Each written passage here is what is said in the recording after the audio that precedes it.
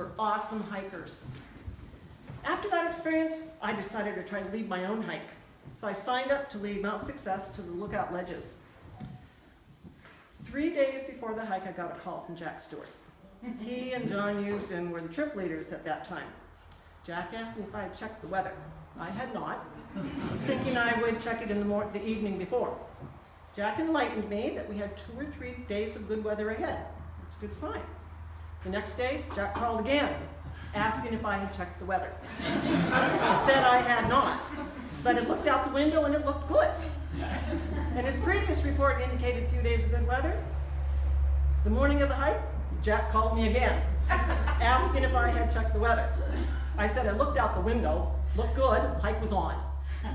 I realized Jack was not only the weatherman for the RMC, but also my babysitter, checking to see if I was responsible enough to lead a hike. Now, I've been involved with search and rescue since about 1989, and I had a lot of experience hiking, alone and with groups. I felt I was pretty equipped to lead a hike. So we met at Randolph East, did the circle introductions, I laid out the trip, and off we went. That was when I got my second big lesson about RMC hikes. I've always tried to keep my group together, sometimes leading from the rear if necessary, but with this group, I ran up to the front, then I ran back to the tail, ran back up to the front, ran to the rear. I finally realized I was going to wear myself out just herding cats. I had to trust the group would turn off at the lookout and we would regroup there. As expected, the group was there, enjoying the view, taking their lunch and their summit nap. The return trip was even worse. I decided to keep tabs on my slower hikers so as not to lose anyone. So I tailed the group, enjoyed the hike down, but to my surprise, we got to the trailhead and no one was there. Every group had finished the hike, got into their cars, and went home. I just had to assume everyone made it out okay. Unfortunately, there was enough room in the last car for me to get a ride. Now, I thought I was done with leading hikes, but Jack Stewart called me a few weeks later, saying the expected leader was unable and could I fill in. Wow, I guess I must have passed some kind of test if they were asking me to lead a hike. So I said sure. The planned excursion was up Blueberry Mountain in Evans Notch, leaving from the Bricket House.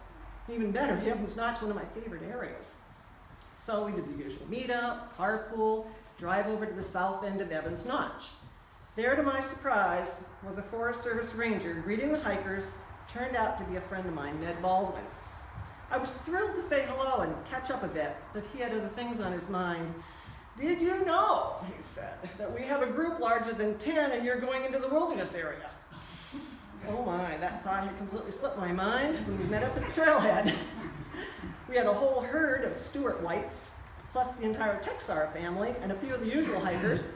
We had easily 15 or more. Oh, was I embarrassed.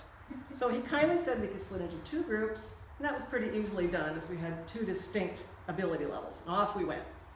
At the top where the ledges open out, we exited the wilderness boundary, joined up again for a nice lunch, a nap, and some relaxation.